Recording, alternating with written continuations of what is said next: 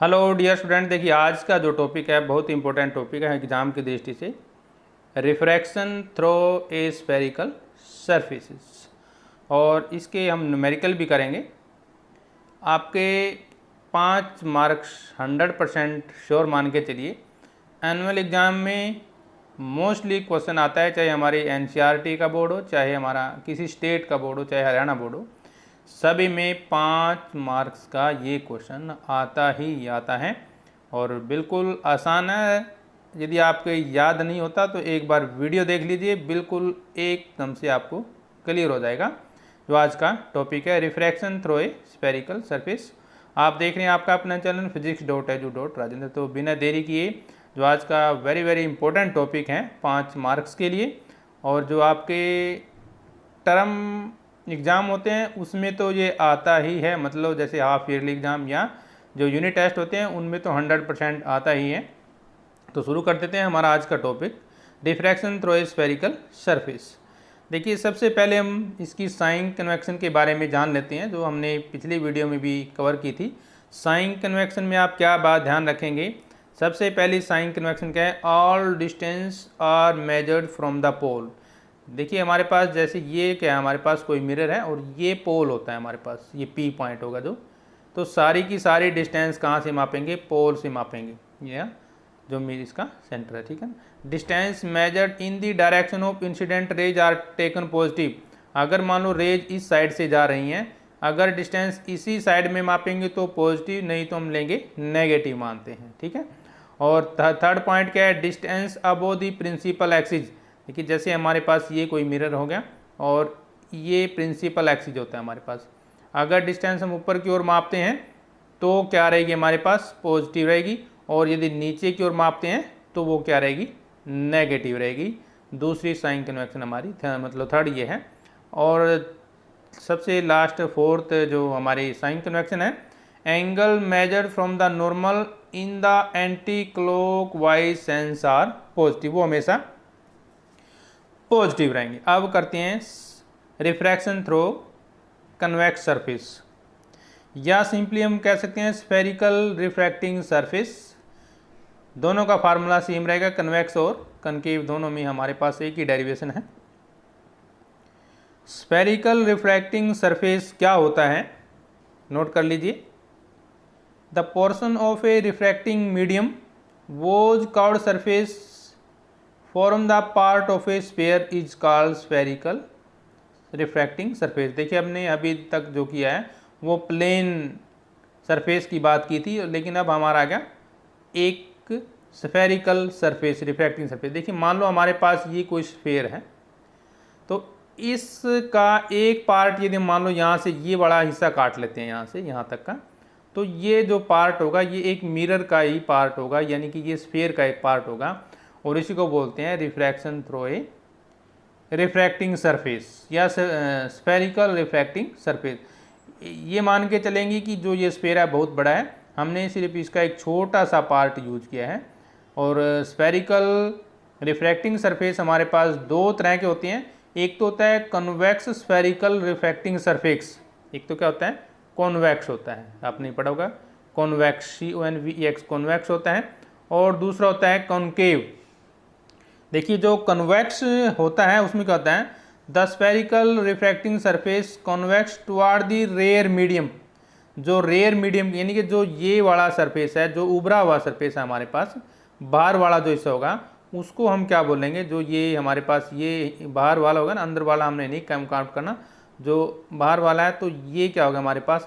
Convex surface हो जाएगा। और इस साइड में रेयर मीडियम होता है, याद रखेंगे। ये जैसे हमारे पास प्रिंसिपल एक्सिस है, तो ये इस साइड में हमारे पास कौन सा मीडियम होता है? रेयर मीडियम होता है, ये नोट रखेंगे। तो जो रेयर मीडियम वाला वो है हमारे पास साइड है, वो क्या हो जाएगी? कॉन्वेक्स हो जाएगी, ठीक है। और दूसरा होता है concave spherical refracting surface. Concave का मतलब जो हमारा अंदर वाला पोर्शन है, इनके जो ये वाला अंदर वाला पोर्शन दिख रहा है, ये वाला, ये हमारे आएगा जिसको बोलते हैं कॉनकेव स्फेरिकल रिफ्रैक्टिंग सरफेस, यानी कि the spherical refracting surface concave toward the rare medium, toward the rare medium is called the concave spherical जब हम उसको रेयर मीडियम की ओर कर देंगे ना, तो दो तरह से हम इसको लेके चलते हैं। तो रेयर मीडियम में ही लेके चलेंगे। कई बार देखिए अगर हम कन्वेक्स लेते हैं तो फिर हम इस तरह से बना के चलेंगे, ये बात ध्यान रखेंगे। तो ये इस साइड में रेयर मीडियम ही रहेगा, ठीक है ना। अगर हम मान लो कॉनकेव मिरर की बात करते हैं तो फिर हम इस तरह से लेके चलेंगे, फिर भी हमारे पास ये रेयर मीडियम रहेगा इस साइड में, ठीक है ना। ये इस साइड रेयर, फिर भी हमारे तो दूसरी तरीके से हम इस तरह से इसको यूज़ कर सकते हैं, ये आप नोट कर लीजिए। और इसमें जो टर्म यूज की जाएंगी, हमने पोल के बारे में पढ़ा है। पोल क्या है? Centre of the spherical refracting surface is called pole. जिनके जो ये सेंटर है इसका, वो क्या कहलाता है? इसका पोल कहलाता है, ठीक है ना। और centre of curvature, the centre of a sphere of which the curved surface form A part is called its centre of curvature. और इसको हम डिनोट करते हैं सी से। देखिए हमारे पास जैसे कोई ये हमारे पास स्फेरिकल सरफेस है, तो इसका देखिए हमने, क्योंकि हमने इतना पार्ट इसका काट लिया, मान लो ये पार्ट हम काटते हैं, तो इसका सेंटर कहाँ लाई करेगा? तो ये तो हमारे पास पी पोल हो गया, और इसका सेंटर मान लो यहाँ पे है, तो ये सेंटर ऑफ कर्वेचर कहलाता है। क्या कहलाता है? Centre of curvature. एक होता है हमारे पास रेडियस ऑफ कर्वेचर। क्या होता है? Radius of curvature. The radius of a sphere which the curved surface form A part is called radius of curvature. उसको हम किससे डिनोट करते हैं? आर से करते हैं। इनकी जो ये डिस्टेंस होगी उसको हम क्या बोलेंगे? Radius of curvature. सिंपली वो हमारा एक रेडियस होता है। और एक होती है अपर्चर होती है। अपर्चर क्या होती है हमारे पास? The diameter of a spherical refracting surface is called its aperture. जो उसका डायमीटर होगा वो क्या कहलाएगा? उसका अपर्चर कहलाता है। और प्रिंसिपल एक्सिस हमारी क्या हो जाएगी? The time passing through the pole, यानी sorry line passing through the pole and the centre of curvature of spherical refracting surface is called its principal axis, ठीक है। तो दूसरी बात इसमें आपने जो मेन पॉइंट है, इसमें 2-3 अजम्पशन हमारी याद रखेंगे। Aperture of a refracting surface is very small. उसकी अपर्चर जो हम बहुत छोटी लेके चलेंगे। अपर्चर क्या रहेगी? छोटी रहेगी। दूसरा, object is to be point object situated on the principal axis. 2 assumption याद कर लीजिए। जब भी आप ये हमारा इस तरह के एग्जाम्पल करेंगे तो सबसे 2 मेन तो हमारी होगी। एक तो जो हम अपर्चर क्या मानेंगे? बिल्कुल छोटी मानेंगे। और दूसरा जो इमेज होगी, यानी कि जो ऑब्जेक्ट है वो पॉइंट ऑब्जेक्ट रहेंगे या पॉइंट ऑब्जेक्ट रहेगी। और थर्ड एक और हमारे पास, इंसिडेंट और refracted rays make a small angle with the principal axis. वो एंगल क्या बनाएंगे? देखिए हमारे पास जैसे ये आप देख रहे हैं यहाँ पर, जो हमारे पास ये एंगल बनता है एंगल, तो ये बहुत छोटा आएगा। एंगल 1 जिसको हम बोल रहे हैं, ये एंगल क्या रहेगा? बहुत छोटा रहेगा। अगर ये एंगल छोटा होगा तो हमारे पास आई भी छोटा हो जाएगा, एंगल 3 भी छोटा होगा और एंगल 2 भी छोटा होगा। देखिए कई बुक में यहाँ पर हम ए बी सी लेके चलते हैं, कई बुक में अल्फ़ा बीटा गामा दिया होता है, कई बुक में देखेंगे तो आप यहाँ पे अल्फ़ा लिया गया है, यहाँ पे बीटा लिया गया है और यहाँ पे गामा लिया गया। हमने सिंपली 1 2 3 4 ये जो भी एंगल वो लेकर यहाँ पर चल रहे हैं। तो ये है हमारी सिंपली जो अजम्पशन रहेंगी किसी भी स्फेरिकल सरफेस का, जब हम कोई भी न्यूमेरिकल करेंगे या आर्टिकल करते हैं तो इसको नोट कर लीजिए। नंबर 1 तो जो हमारा ऑब्जेक्ट है, देखिए ये ऑब्जेक्ट हम पॉइंट ऑब्जेक्ट मानेंगे। क्या मानेंगे? इसको हमने पॉइंट ऑब्जेक्ट मानकर चलना है।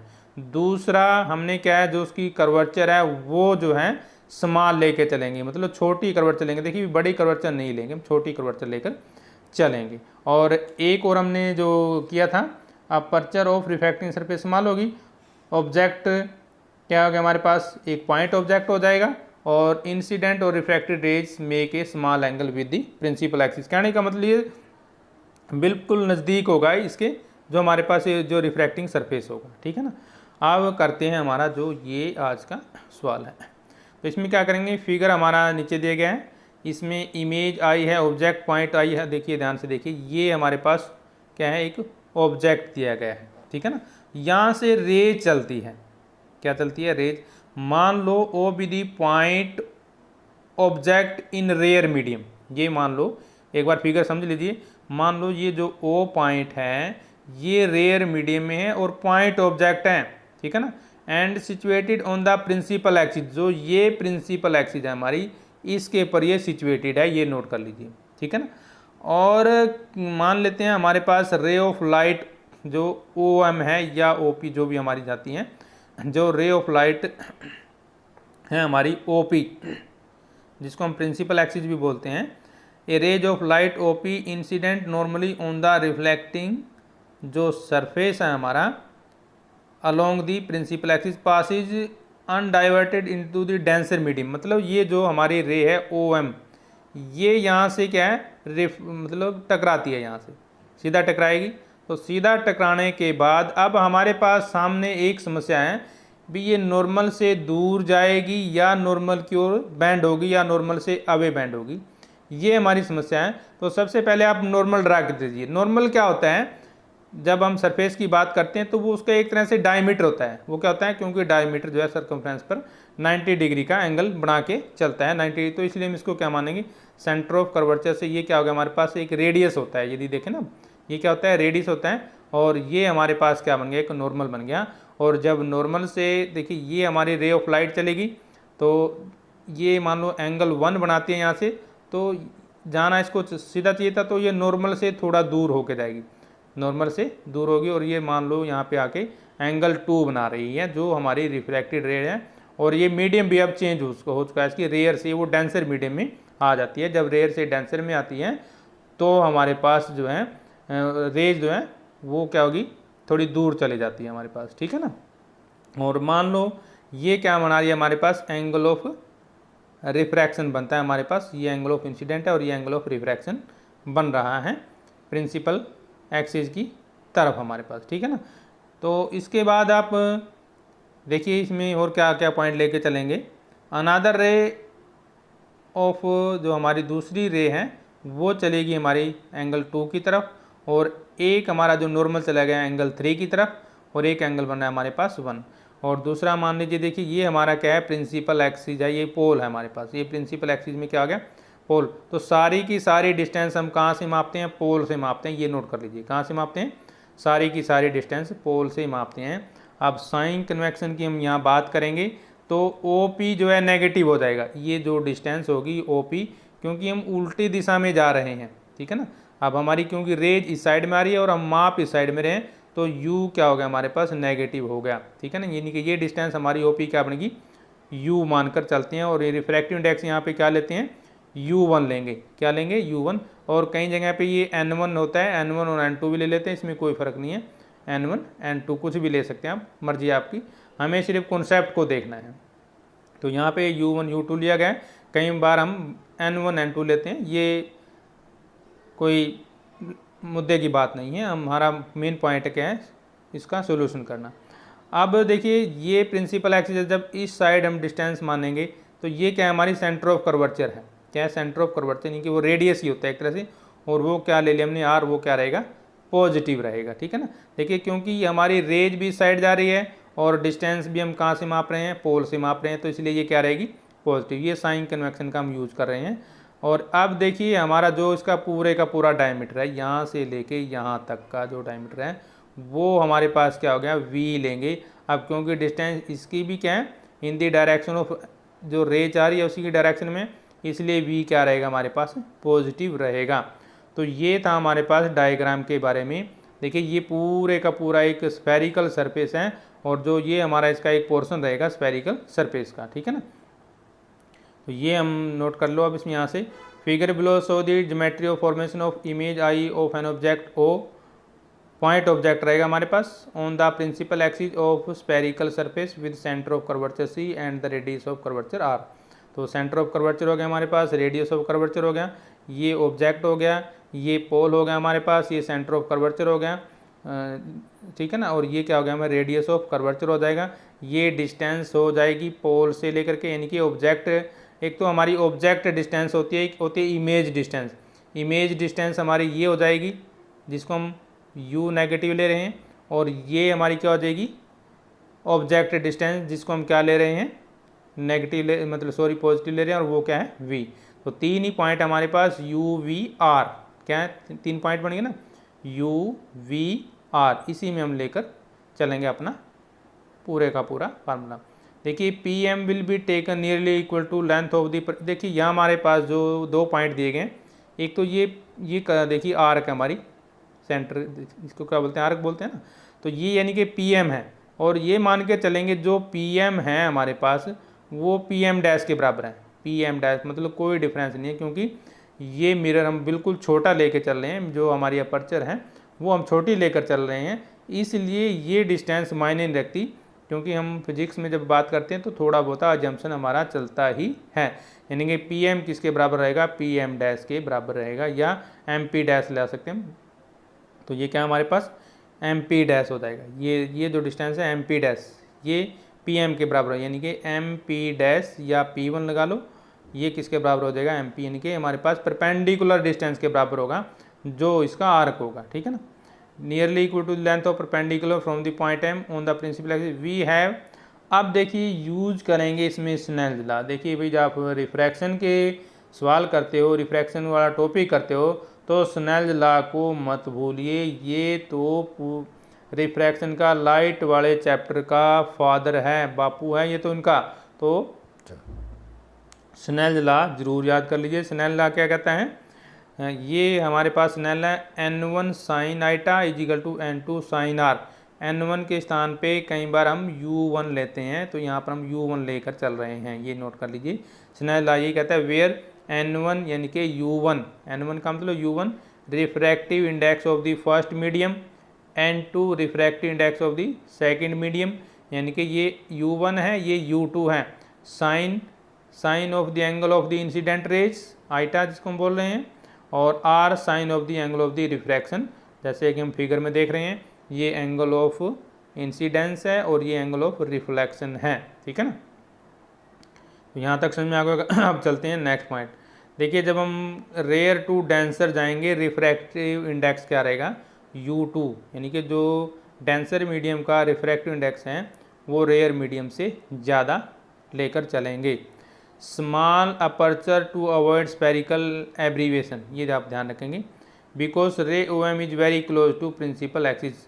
अब क्योंकि जो रे है हमारी वो, देखिए जो ये रे लेके चल रहे हैं हम, ये वाली रे, ये प्रिंसिपल एक्सिस के बिल्कुल नज़दीक मान के चल रहे हैं, मतलब एंगल बिल्कुल नए के बराबर है, ये एंगल नए के बराबर नहीं के बराबर है। इसलिए हम मानेंगे जो टेंजेंट थीटा बनेगा या टेंजेंट 1 बनेगा या साइन जिसमें भी आप निकालोगे वो नियरली किसके बराबर रहेगा, थीटा के बराबर रहेगा। ठीक है ना, इक्विवेलेंट रहेगा लगभग, क्योंकि हम जो हमारी रेज है OM इसको क्या मान के चल रहे हैं, जो ये प्रिंसिपल एक्सिस हैं उसके बिल्कुल नज़दीक है, बिल्कुल नज़दीक, इस तरह से मान के चलेंगे। ये हमने फिगर में थोड़ा बड़ा दिखाया गया है, लेकिन इसको बिल्कुल नज़दीक मान के चलेंगे, प्रिंसिपल एक्सिस के साथ साथ ये जा रही है। इसलिए हम यहाँ पे मानेंगे जो एंगल 1 है वो टेंजेंट 1 के बराबर होगा। देखिए, जो एंगल 1 है हमारे पास किसके बराबर होगा, टेंजेंट 1 के बराबर होगा। क्यों होगा, देखिए ध्यान से, ये एंगल 1 टेंजेंट थीटा क्या होता है, परपेंडिकुलर ओवर बेस, यही होता है ना, परपेंडिकुलर ओवर बेस। तो परपेंडिकुलर हमारा ये हो गया और बेस ये हो गया। ठीक है, ये हमारा बन गया एंगल 1, यहाँ से एंगल 1 निकालेंगे। इसी तरह से हम निकालेंगे एंगल 2। एंगल 2 में हमारे पास डिस्टेंस, देखिए बेस ये बन जाएगा और परपेंडिकुलर ये बनेगा, वही एम पी बाई क्या बनेगा हमारे पास, एम आई या पी आई। ठीक है ना, ठीक है। ये इसके बाद हम यदि एंगल 3 निकालेंगे तो वही परपेंडिकुलर यानी कि एम पी डिवाइड बाई ये पी सी हो जाएगा। तो 3 एंगल हमें निकालने हैं, नोट कर लीजिए ध्यान से। पहले तो निकालेंगे टेंजेंट 1, तो टेंजेंट 1 ये एम पी बटे ओ पी रहेगा। फिर टेंजेंट 2 निकालेंगे तो टेंजेंट 2 क्या रहेगा हमारे पास, ये टेंजेंट 2 ये एम पी डिवाइड बाई हमारे पास जो ये बनेगा पी आई बनेगा। ठीक है ना, और फिर निकालेंगे एंगल 3। एंगल 3 क्या रहेगा, ये M P divide by P C. ये नोट रखेंगे, जो P1 है और जो P1 है और P है, जो दोनों एक दूसरे के बिल्कुल नज़दीक है, दोनों में कोई डिफरेंस नहीं है, मतलब पी सी हमारे पास क्या रहेगा, पी डैश सी रहेगा। ठीक है ना, अब क्योंकि हमें एंगल 1 2 तो ख़त्म करना है, यहाँ पे एंगल 1 2 में हम नहीं लेके चलेंगे। अब एक ट्रायंगल लॉ होता है, उसको हम आपको बता देते हैं। ट्रायंगल लॉ क्या कहता है भी, जो एक इंटीरियर एंगल होता है, मतलब जो सॉरी एक्सटीरियर एंगल होता है, इनके जो ये ट्रायंगल लेके देखिए, पहले ये ट्रायंगल लेते हैं, ये वाला ट्रायंगल, ये ट्रायंगल यानी कि MOC में जो एंगल आई है, यानी कि ये एक्सटीरियर एंगल है, बाहर का एंगल है। तो जो बाहरी एंगल होता है वो अंदर वाले एंगल का सम होता है, जो अंदर वाले दो एंगल हैं, क्योंकि ट्रायंगल में 3 एंगल होते हैं ना, तो जो दो हैं अपोजिट साइड के, तो इसके दो इसको छोड़ देंगे हम, ये वाला एंगल छोड़ देंगे, जो दो बच गए, यानी कि एंगल 1 और एंगल 3 इन दोनों के सम के बराबर होता है एक्सटीरियर एंगल, यानी कि angle I is equal to angle 1 plus angle 3 लेके चलेंगे। ठीक है, तो ये ट्रायंगल आप बोलता है हमारे पास। इसी प्रकार हम एंगल 3 भी लेके चलेंगे। एंगल 3 देखिए क्या होगा हमारे पास, ये ट्रायंगल यदि हम लेके चलें, ये वाली एंगल देखिए, ये वाली ट्रायंगल लेके चलें, ये तो इसमें हमने एंगल आई में ले लेते हैं ना। अब ये क्योंकि हम जब एंगल 3 की बात करेंगे तो हम ये लेके चलेंगे, ये वाली ट्रायंगल। ठीक है, तो ये हमारे पास क्या होगा, ये भी हमारे पास इंटीरियर एंगल हो जाएगा, और इंटीरियर एंगल किसके बराबर होगा, जो बाकी दो एक्सटीरियर एंगल बच गए उनके बराबर भी लेकर चलते हैं। इसी प्रकार हम निकालेंगे एंगल 2 निकालेंगे, तो इस तरह से हम निकालेंगे। देखिए ध्यान से देखिए, पहले एंगल 1 हमारे पास क्या हो गया, tangent 1 P M by P O, फिर एंगल 2 निकाल लिया, टेंजेंट 2 हो जाएगा P M by P I, फिर एंगल 3 निकालेंगे P M by P C, जो कि हमने अभी बात की थी। ये देखिए एंगल 1 हमारे पास जो रहेगा ये पी एम बाई ये रहेगा, फिर हम निकालते हैं एंगल 3, तो ये M P divide by P C रहेगा, फिर एंगल 2 देखेंगे तो वही एम पी डिवाइड बाई ये यहाँ तक आ जाएगा। तो तीनों में हमारे पास एम पी कॉमन रहेगा, ऊपर रहेगा ना एम पी, देखिए तीनों में क्या रहा, पी एम रहा है, ऊपर ये भी पी एम, ये भी पी एम, ये भी पी एम, इसका मतलब ये तो हमारे पास कॉन्स्टेंट है, ये तो बाहर आ सकता है। तो ये इक्वेशन नंबर 1 मान लेते हैं हम। ठीक है ना, ये सारी की सारी इक्वेशन नंबर क्या होगी हमारी, 1 होगी। अभी हमने देखा कि एंगल आई किसके बराबर होता है, एंगल 1 प्लस एंगल 3। जो एक्सटीरियर एंगल है वो किसके बराबर होता है, sum of the interior angle of the opposite side, जो दूसरे दो एंगल बनते हैं। इसी प्रकार एंगल आर हमारा कितना हो जाएगा, एंगल 3 में से एंगल 2 माइनस कर देंगे तो वो क्या आ जाएगा, एंगल ऑफ रिफ्लेक्शन हमारे पास आ जाएगा। अब हम ट्रायंगल लेते हैं ओ पी एम, आई दी एक्सटीरियर एंगल, इसलिए हमारे पास आई इज इक्वल टू 1 प्लस 3, वो हमारे पास ये जो हमने फार्मूला यूज़ किया, ये वाला फार्मूला यूज़ किया है। अब इसको हम डिवाइड करते हैं। ठीक है, डिवाइड करेंगे, डिवाइड करने से यानी कि हम आई डिवाइड बाई आर करते हैं, यानी कि जो ये वाली इक्वेशन है, इस इक्वेशन और इक्वेशन को दोनों को डिवाइड करते हैं, इक्वेशन फर्स्ट बाई सेकंड करते हैं। तो इक्वेशन फर्स्ट बाई जब हम सेकंड करेंगे तो आई बाई आई आर बराबर, यहाँ पे देखिए वैल्यू पुट कर देते हैं। एंगल 1, एंगल 1 क्या है हमारे पास, P M divide by P O, angle 2 क्या है, P M by P I, और एंगल 3 क्या है, P M by P C. ये तीनों वैल्यू हम यहाँ पे पुट कर देते हैं, यहाँ पे। ठीक है, और जब यहाँ पे पुट करेंगे तो ये इस तरह से आएगा, पी एम क्या आ जाएगा, कॉमन आ गया हमारा। ठीक है, और अंदर क्या बच गया, 1 by P O plus 1 by P C plus 1 by P C minus 1 by P I. अब पी ओ किसके बराबर है, देखिए हमें पता है, इसमें एक हम दूसरा फार्मूला लगा सकते हैं। एंगल किसके बराबर होता है, आर्क बाई रेडियस।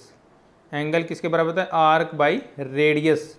और आर्क क्या है हमारे पास, पी एम है, जो ये क्या है पी एम, जो इस तरह से लेके चले ना कन्वर्ट, ये हमारी आर्क है। देखिए यहाँ पे देखें, हम यहाँ पे फिगर में आते हैं एक बार, तो ये क्या है, एंगल है हमारे पास, और ये क्या है, आर्क बाई रेडियस। रेडियस क्या है हमारे पास, ये, और ये साइड से ये दोनों बराबर होते हैं, इसलिए आर्क बाई रेडियस का फार्मूला हम यहाँ पर लेकर चलेंगे तीनों बार। तो ये जो हमारा ये फार्मूला लगाया ना, तो इसमें शॉर्टकट ये भी हम आर्क बाई रेडियस भी लेकर चल सकते हैं। ठीक है ना, इसलिए यहाँ पे लिखा गया है हमारे पास। तो इसको जब हम डिवाइड करेंगे, 1 by P O plus 1 by P C plus 1 by P C minus 1 by P I आ गया। अब तो इसका मतलब sine I divide by sine R, ये स्नेल्स लॉ कहता है हमारे पास, sine I divide by sine R is equal to u2 by u1 या mu2 by mu1 equal to I angle I divide by angle R. ये equation number हमारी 4 हो जाएगी। ठीक है ना, ठीक है, यहाँ तक। अब एंगल 1 हमारे पास क्या रहेगा, M P divide by O P, angle 2 P M by P I, ये जो हमने अभी किए हैं, ये एंगल 1 2 3 आ जाएंगे हमारे पास। ठीक है, ये वाला ये आ गए हमारे पास, एंगल 1 2 3 आ गए। अब जो ये एंगल आए हैं, इनकी ही वैल्यू हमें अंदर वैल्यू पुट करनी है। तो जैसे ही हम वैल्यू पुट करेंगे, इस इक्वेशन में वैल्यू पुट करेंगे, देखिए आई जो ये वाली है ना हमारी, इसमें 1 by P O, 1 by P C, 1 by P C और 1 by P I. P O देखिए फिगर में ध्यान से देखिए, पी ओ किसके बराबर है हमारे पास, पी ओ, ये हमारी पी ओ होगी ना, तो ये क्या है, माइनस यू। ठीक है। पी सी ये क्या है, आर के बराबर, और पी आई ये किसके बराबर है, वी के बराबर। तो तीनों की तीनों वैल्यू यहाँ पे पुट कर दो आप, यहाँ पे ये तीनों वैल्यू यहाँ पे पुट हो जाएंगी। और जब ये तीनों वैल्यू पुट करेंगे हम तो हमारे पास इक्वेशन आ जाएगी u1 minus u2 by v is equal to u2 minus u1 by r. ये इक्वेशन नंबर 5 बनेगी। Sometime it may be written as, if we take n1 n2 refractive index लेते हैं तो इसको हम इस तरह से भी लिख लेते हैं n2 by v minus n1 by u is equal to n2 minus n1 divide by r. यानी कि कई बार n यहाँ पे हम u2 भी ले सकते हैं, mu2 बोलते हैं जिसको रिफ्रैक्टिव इंडेक्स, और mu1 भी बोल सकते हैं n1 n2 के स्थान पर। तो ये बन गया हमारे पास दूसरा फार्मूला। तो जो हमारी इक्वेशन नंबर 5 है, यानी कि ये वाली जो इक्वेशन है, ध्यान से देखिए, इसको हम दूसरे तरीके से भी लिख सकते हैं। किस तरह से, सारी की सारी को हम किससे डिवाइड करते हैं, u1 से डिवाइड कर दो इसको, ठीक है ना। तो डिवाइडिंग बाई mu1, इसके तो ये जैसे हमारे पास है, ये इसके डिवाइड बाई mu1 आ गया, फिर इसके डिवाइड बाई mu1 आ गया, और इसके भी डिवाइड बाई क्या आ गया, mu1 आ गया। तो सब के बटे में mu1 लगाएंगे तो ये तो कैंसिल हो गया हमारे पास, ठीक है ना। तो इस तरह से यदि आप इसको करेंगे तो हमारे पास फिर क्या आ गया, -1 by u2 by u1 divide by v, और u2 minus divide by u1 minus 1 divide by r। ये इक्वेशन बन जाएगी हमारे पास। यदि हम u2 डिवाइड बाई u1 को सिंपली u ले लेते हैं तो हमारे पास क्या बन गया, हमारे पास दूसरा formula -1 by u plus u by v is equal to mu minus 1 divide by r. ये u क्या रहेगा हमारे पास, रिफ्रैक्टिव इंडेक्स बोलते हैं इसको। अब बात करते हैं मैग्नीफिकेशन की। मैग्नीफिकेशन क्या होता है, in magnification linear sometimes call the lateral magnification to the ratio of the image of the length of the object length measured in plane that are perpendicular to the optical axis। जैसे lateral magnification का formula सुनिए, it is defined as m is equal to H I, यानी कि height जो image है, आई image से लेते हैं, ओ ऑब्जेक्ट ले लेते हैं, तो हमारे पास ये फार्मूला बन जाता है लेटरल इमेज के लिए। इसको आप नोट कर लीजिए। तो ये था हमारे पास refraction at convex spherical surface, refraction at convex spherical surface. तो इसके ऊपर हम थोड़े से अब एक दो न्यूमेरिकल कर लेते हैं। हमारे पास देखिए हमने ये मेजर किया था PO माइनस यू, यहाँ से आप देख सकते हैं। इक्वेशन नंबर 5 क्या हमारे पास क्या देती है, जो ये इक्वेशन नंबर 5 है, ये जो इक्वेशन नंबर 5 है, ये क्या देती है हमारे पास, नोट कर लीजिए।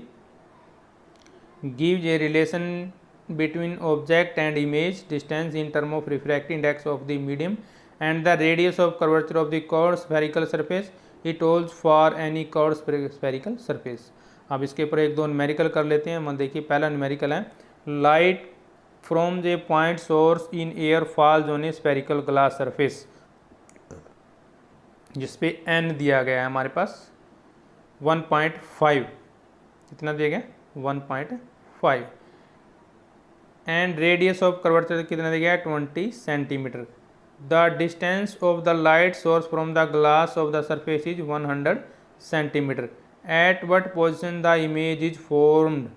तो बिल्कुल आसान है हमारे पास ये। हमने जो अभी फार्मूला नंबर 5 किया है, इसको देखिए ध्यान से, ये वाला फार्मूला यूज करेंगे, μ1 डिवाइड बाई माइनस यू, ये वाला फार्मूला यहाँ पे यूज़ करेंगे, क्योंकि सेम इसने यही दिया गया है।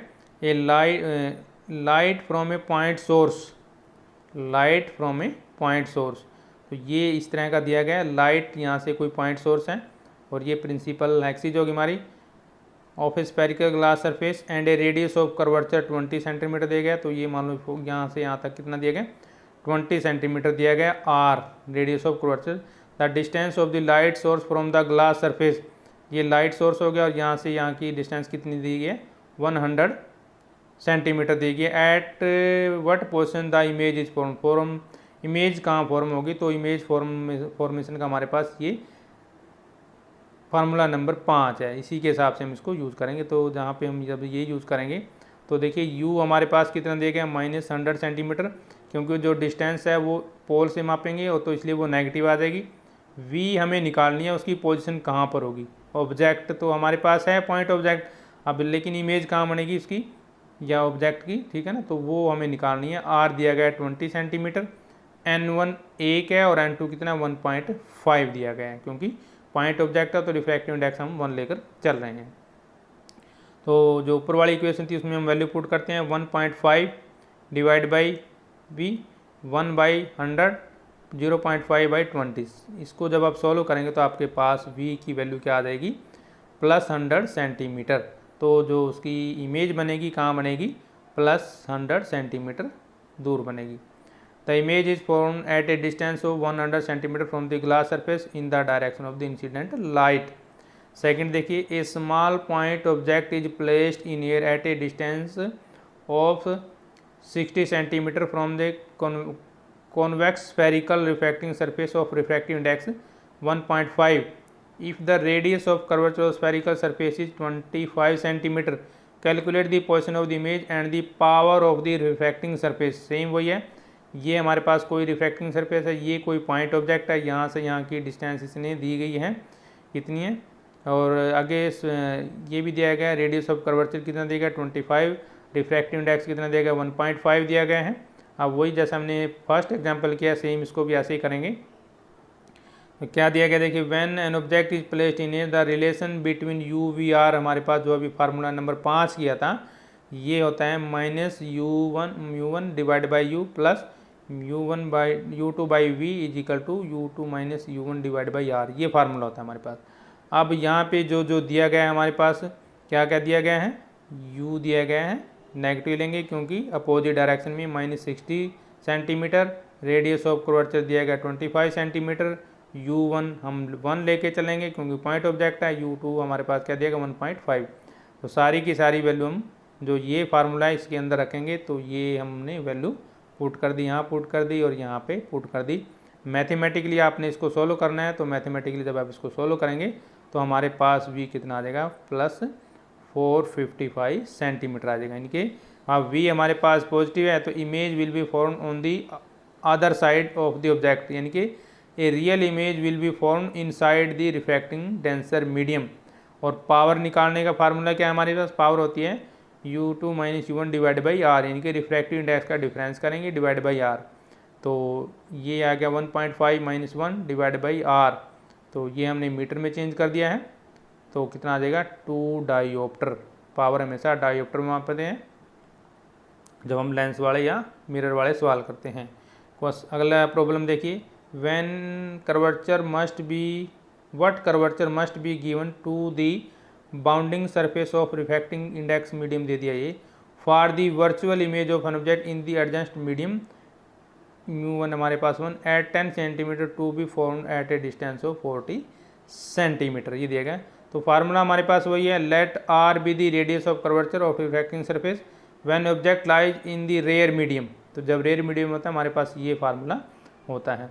अब हमारे पास सब कुछ दिया गया है, ये तो 1 होता है और ये दिया गया 1.5, ये डिस्टेंस दी गई है और सारी की सारी दी गई है हमारे पास, हमें निकालना आर है। तो बाकी की वैल्यू हम यहाँ पे पुट कर देते हैं। तो वैल्यू पुट करने से हमारे पास आर कितना आ जाएगा +8 सेंटीमीटर। तो ये इसका मतलब क्या होगा, हमारे पास कन्वेक्स हो जाएगा क्योंकि प्लस में आता है। तो ये था हमारे पास आज का जो टॉपिक था, रिफ्रैक्टिंग कॉन्वेक्स स्फेरिकल सरफेस, और ये 5 नंबर में 100% आता है एग्ज़ाम में, तो इसलिए आप इसको अच्छे तरीके से करेंगे, ध्यान से करेंगे। तो नेक्स्ट वीडियो के लिए जल्दी हाजिर होंगे, तब तक हम आपसे लेते हैं जय हिंद।